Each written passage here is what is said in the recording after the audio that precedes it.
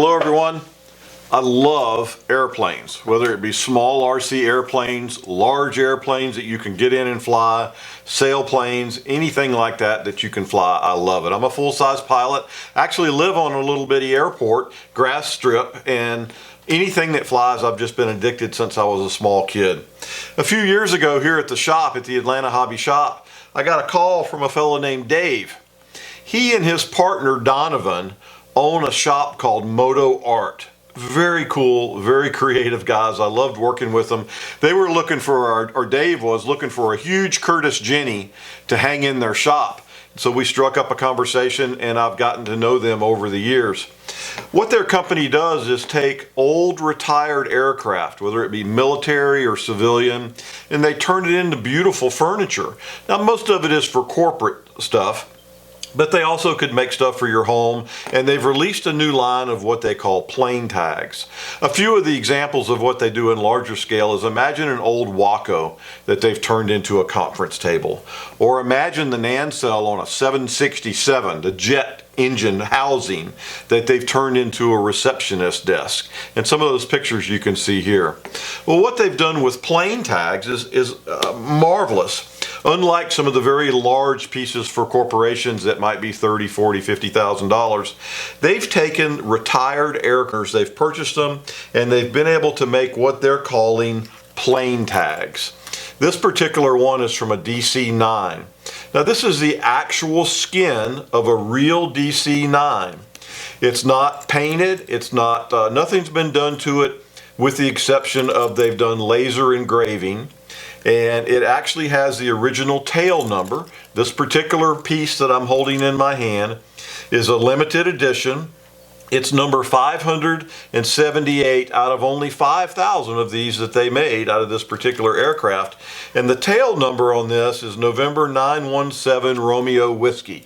So you could actually go online and pull up this tail number and see the history of this particular DC-9. And of course, as you know, the DC-9 took its first flights in 1965, and it was designed with two rear fuselage mounted jet engines, smaller wings, and a T-tail for shorter flight. So that's the DC-9. There's also a DC-6. Show you a little bit of the DC-6 there. And of course, it was originally intended as a transport plane for World War II.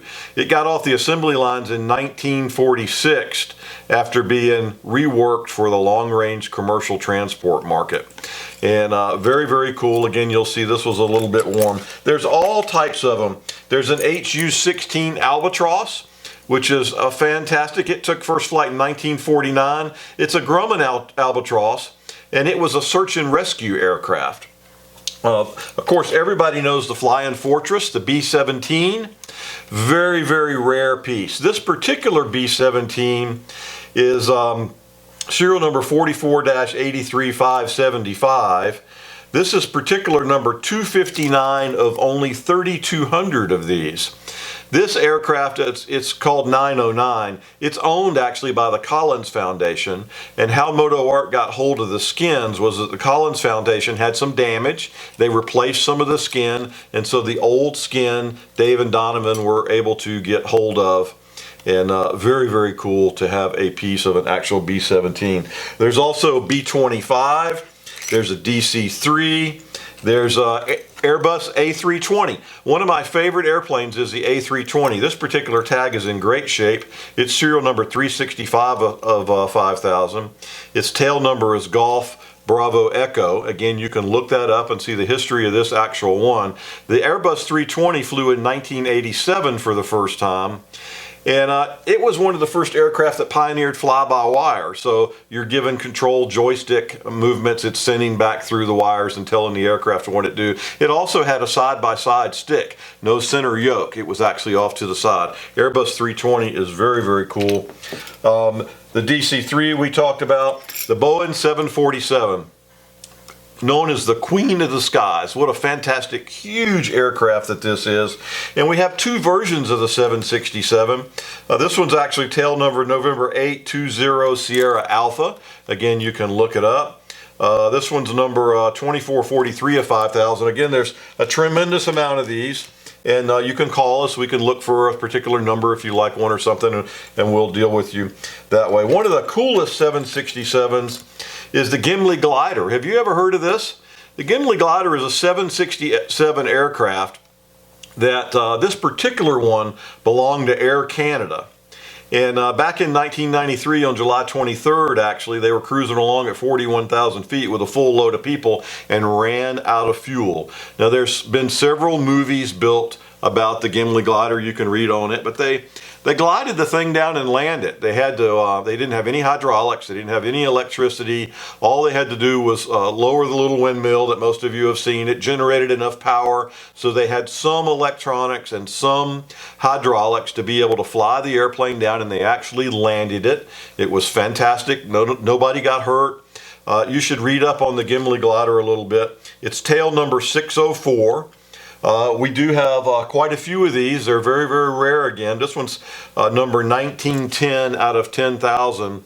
I have one of each of these in my personal collection. You could use these as luggage tags. You could use them as gifts. Tremendous amount of things. They're very well made. Again, they're all original. So the skin, for instance, if you look at this DC-3, the skin, hold that up there so you can get a good shot of it. This one's very worn. The back is all scratched up, the paint is peeling, but it's the original paint. This is right off of the skin of the aircraft. There's nothing been doctored, there's no new paint. The front of it is very, very worn. This is serial 4315957. It's 416 out of only 1,000 of these. Another thing that I noticed over studying the aircraft over time is the thickness of the skin. For instance, if I take this DC-3 and this 767 and I allow you to look at the skin side by side, I'll hold it there so you can get a good shot of it. You'll see just how thick the 767 is compared to the DC-3. Fantastic pieces of history, all of these. Please take a look at them. They're built by Moto Arc. They're available at atlantahobby.com. Great pieces of artwork, fantastic pieces as gifts. They sell for anywhere from $20 up to about $45, depending on how rare they are. Take a look at them. I think you'll enjoy them for your own personal collection. Share them with your friends, give them out for gifts. Thanks again for watching.